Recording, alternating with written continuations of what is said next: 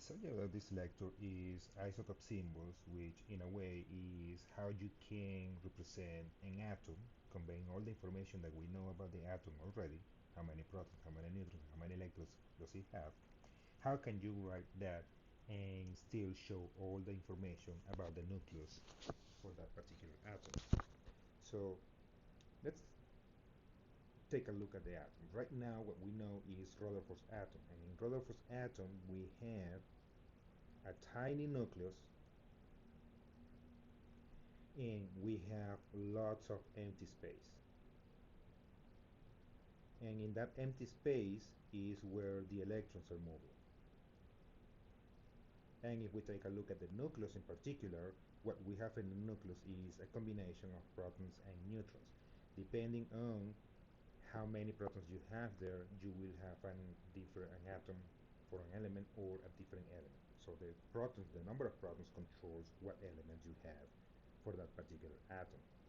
So what we want to do is to represent, not having to write a tiny nucleus and lots of empty space, but we want to represent that information with just a symbol. So how we do that? Well, first we have to make two definitions here. The first one is the atomic number.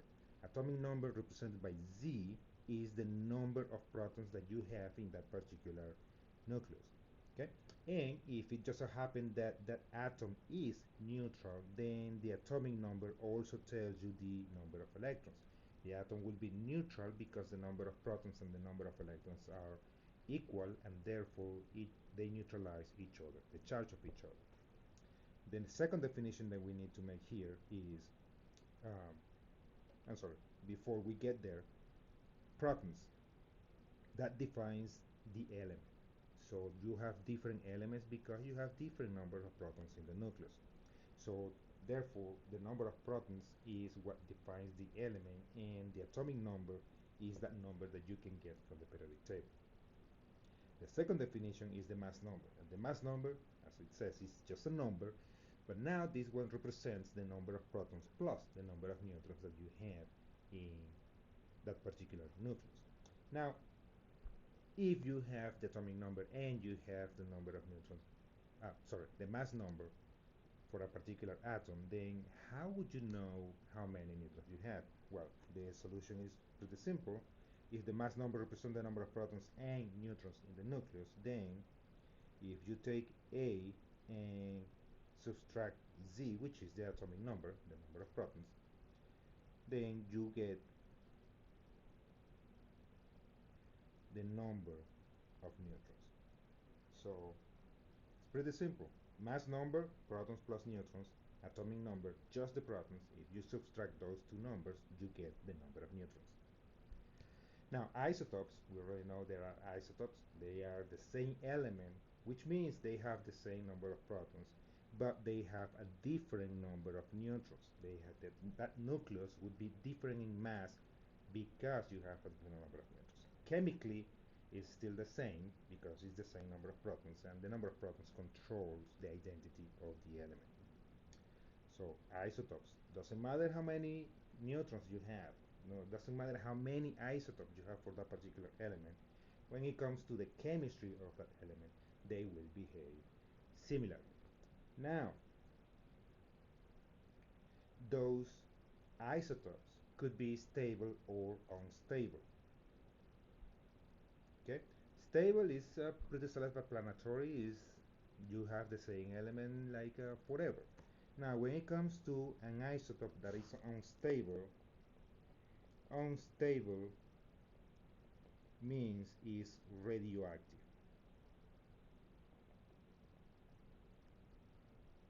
And radioactive means the nucleus will disintegrate.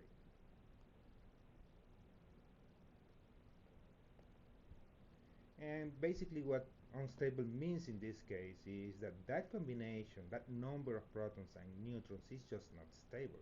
For one reason or another, they cannot hold it together. So that combination, that particular combination of protons and neutrons cannot hold the nucleus together. Either you have a way too few neutrons, or you have a larger number of neutrons that you need to keep the stability of that nucleus. So either one, you have unstable nucleus, and that nucleus will want to disintegrate. And disintegration, the only thing that it's looking for is to gain more stability. So you have to release something in order to gain stability, and that's why those nuclei are unstable. Now, how do you write isotope symbols? So let's say we have a chlorine atom, and the mass number for this chlorine atom is 37,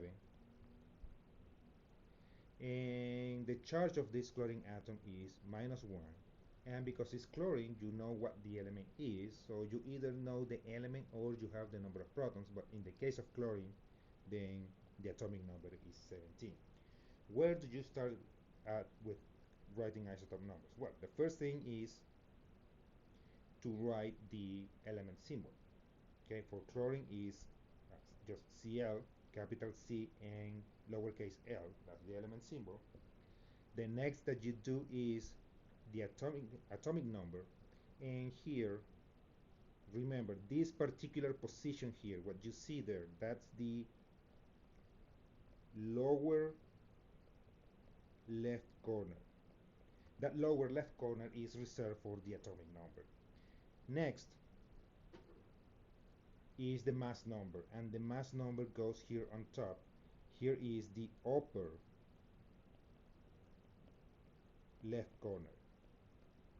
That corner is reserved for the mass number. And remember, mass number is number of protons plus number of neutrons.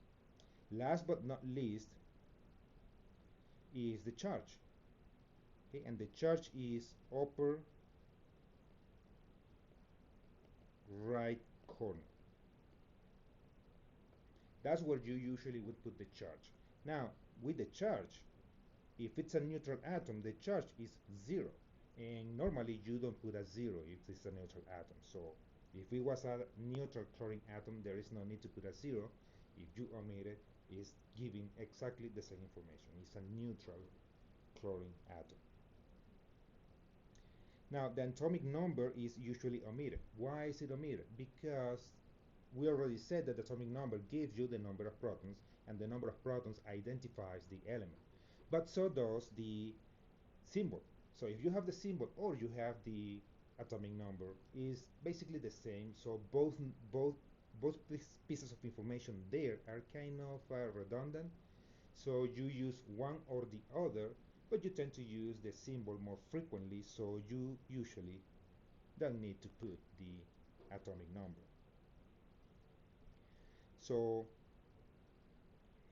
if we take a look here at hydrogen isotopes, then you have hydrogen with just one proton, then you have hydrogen with a proton and a neutron, that's the second one here, and last but not least, you have hydrogen with one proton. It's still hydrogen because you only have one proton in that nucleus, but in this case you have two neutrons in that nucleus.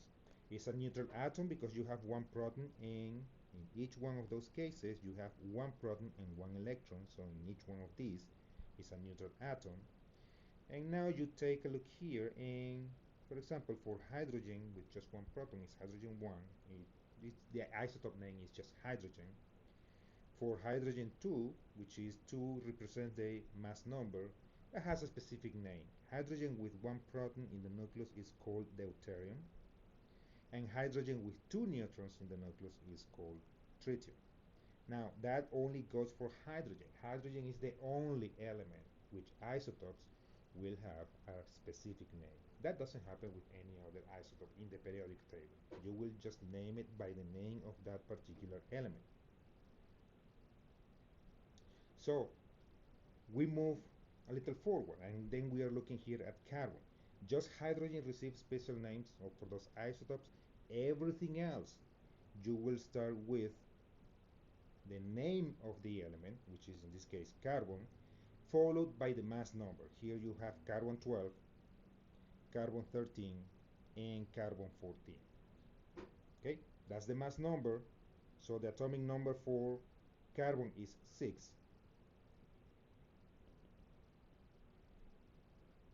Okay, so carbon 12 have 6 protons, and 6 neutrons. Carbon 13 has 6 protons and 7 neutrons, and carbon 14 has 6 protons and 8 um, neutrons. Now, look here that carbon 14 is radioactive, which in other words is unstable. Carbon 14, which we can also say C14, is unstable, and it will disintegrate over time. So you may have carbon 12 sitting for a very long time, and when you go take a look, it's still carbon 12. With carbon 14, it's not the case. If you wait enough time, at some point all the carbon 13 will be gone. And what does it mean to be gone? So that goes for radioactive decay. In that radioactive decay, the nuclei will disintegrate. It's seeking more stability, and it has to emit something, emit particles, emit energy, so that it can gain stability. Okay, and when that happens, usually, not always, usually changing the nuclei into something else. And that only happens if you are changing the number of protons, because remember, the number of protons define the element. If you keep the number of protons constant, you have the same element. If you change the number of protons, you will have a different element, and that's what usually happens during radioactive decay. That emission of particles is such that it will change the nucleus of that particular atom. So here we go back to carbon 13, and carbon 13 is unstable. It will disintegrate, and it does so by beta decay. And if you remember from the table that we saw uh, before, beta decay is an electron. Now, you already know that an atom have electrons, protons, and neutrons, and those electrons are moving in the empty space around the nucleus. When you are talking about radioactive decay and you say that that nucleus is releasing or emitting one electron, that electron is coming from the nucleus, not those electrons that are moving around. So the nucleus is disintegrating in such a way that you are actually obtaining an electron from the nucleus. So if in the nucleus is just protons and neutrons, so where in the world is the electron coming from? So one way that you can see this is if we go back to the atomic theory, and when they were thinking about the neutron, Rutherford had the idea that the neutron was actually the combination of a proton and a electron. So let's say we have a neutron, and we say, well, what if the disintegration of a neutron is actually having a proton and one little electron there, so that when you separate those two, you obtain a proton and an electron. So it's not necessarily exactly how it happens in the nucleus, but it's in a way you can picture what's going on with that nucleus in that way, because when carbon 14 disintegrates by beta decay, it releases that electron, but you had one more neutron there for carbon 14, but that neutron now became a proton. So it's something that makes it easier to picture what's going on with the nucleus. Again, not exactly what happens, but that's what you end up with. So now you started with carbon 14, it disintegrated to nitrogen 14, and now nitrogen 14 is a stable nuclei. Okay, so carbon 14 unstable by radioactive decay, in this particular case beta decay, reaches it's transformed into nitrogen 14 as stable nucleus. So those isotopes that are unstable, those isotopes that are radioactive, seek stability, they disintegrate and end up being a more stable nucleus. Now that's neutron. Neutron can be separated into protons and electrons. This is, sorry, this is a beta particle, but there is also Forget about this antineutrino right now. We are not worrying about antineutrinos. But you also have a beta plus, which is a positron. Now, the positron is a positive particle that is coming out of the nucleus. In the nucleus, the positive particle that you have is a proton. Okay? However, a positron is the same size of an electron, so basically it doesn't have a mass. In this case, the way you can picture where the positron comes from is not a neutron, but you can assume that you have a proton, and you take that proton and you remove the positive charge from that proton. So that proton will become now a neutron. So those are two different ways for those particular particles, the beta particle and the positron. This is how you can see what happens into the nucleus so that those particles are released. So now we go back to this table that you should be already familiar with. The alpha particles, you can see those particles as helium nuclei. Okay? It says that the charge is +2. However, that charge is just, you are looking just at the charge of the nucleus. So you have 2 protons there, that's why the charge is 2 plus. That doesn't necessarily mean you are counting in terms of the electrons there. Okay, here you are just focusing on the charge of that nucleus. Now the beta particle, now you see here, upper left corner, that's the mass number. A beta particle is so small that it doesn't have a mass number. That's why it's 0 here. And it's -1 because in terms of atomic number it's negative, but the proton is the one that gives the atomic number. So meaning this -1 here, because it's coming from the nucleus, it means that you are technically decreasing, or sorry, you are increasing the number of protons in the nucleus. Okay, we are not getting into too much detail as to nuclear reactions, which is actually a shame, but you don't have to worry too much about it. Okay, so the important thing here is that out of these particles, the electron, the positron, and the gamma rays, you can assume all of those to have no mass. They will not change the mass number of the nucleus. Okay, it might change the nucleus, but not the mass number. Okay, the mass number will remain constant.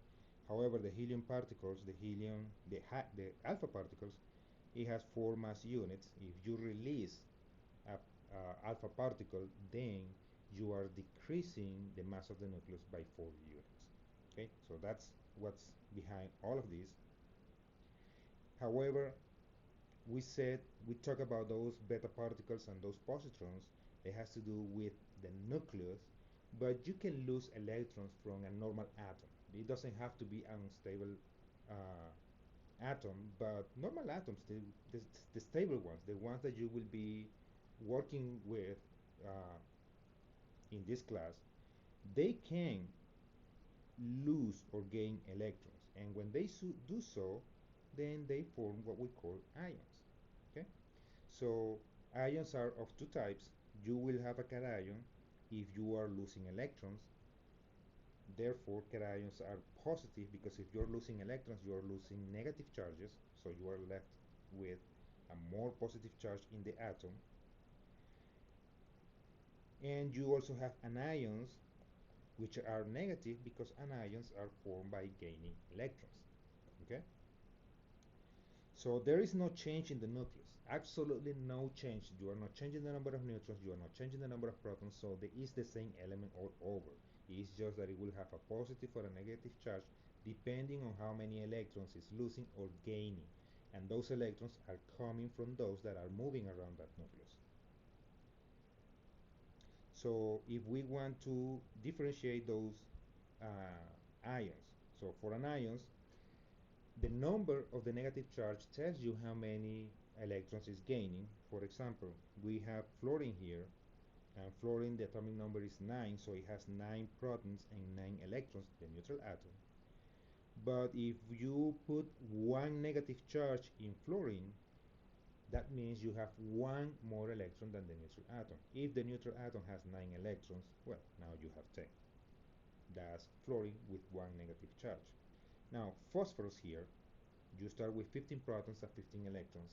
The charge is minus 3. Minus 3 means it's gaining 3 more electrons than the neutral atom. You started with 15 electrons, you add 3 more electrons, then you have 18 electrons. That goes for anions. For cations, is pretty much the same thing. Each positive charge represents now that how many electrons that ion is losing. So we start with sodium here. The atomic number for sodium is 11. If it's a neutral atom, you also have 11 electrons there. Now, sodium usually works with a one positive charge. One positive charge means that atom is losing just one electron, so you have one less electron than the neutral atom. You have 10 electrons now. For calcium, you start with 20 protons and 20 electrons. The charge on calcium is 2 plus. It means it has 2 less electrons than the neutral atom. You started with 20, you take 2, now you have 18. So how about we work this problem out? So we have aluminum here. And aluminum, the atomic number for aluminum, because that's the missing piece of information, is 13. Okay? For selenium, is 34. Those numbers you can get from the periodic table. For neon is 10, and for copper is 29. Okay, there the number is not there because you have the atomic symbol. It's not necessary, technically, it's not necessary, but for to complete this table, then you really need it because one of the questions is how many protons you have in that particular atom. So we start with protons. That's the easy number to get from this information. So if protons is the atomic number and the atomic number is in the lower left corner, for aluminum, the number of protons is 13. For selenium is 34. For neon is 10. And for copper is 29. Now neutrons, not very difficult either. So its neutrons would be the mass number minus the atomic number. For aluminum is going to be 27 minus 13, that equals 14. For selenium is going to be 80 minus 34, that's 46. For neon, 22 minus 10, that's 12. And for copper is 63 minus 29, that's 34. Okay, that's the number of neutrons that you have in those particular atoms. Now electrons, a little trickier. So you have aluminum, the charge is 3 plus. That atom, or that ion, has 3 less electrons than the neutral one. If you have 13 electrons in the neutral atom, you lost 3 electrons to reach that 3 plus charge. That ion has 10 electrons. For selenium, you have 34 in the neutral atom. You are gaining 2 electrons, so you have to add 2 here, then that is 36 electrons in selenium 2 plus, 2 minus, sorry. For neon, nothing is specified in that charge corner, which means it's a neutral atom, and therefore the number of electrons equals the number of protons. Last but not least, we have copper, which initially has 29 electrons. It has a charge of 1 plus, it means it lost 1 electron, so you have to subtract 1, that is 28. And with that, we finish everything that has to do with isotope symbols and how to write and how to extract information and how to build an isotope symbol based on the information that you have in the number of protons, neutrons, and electrons.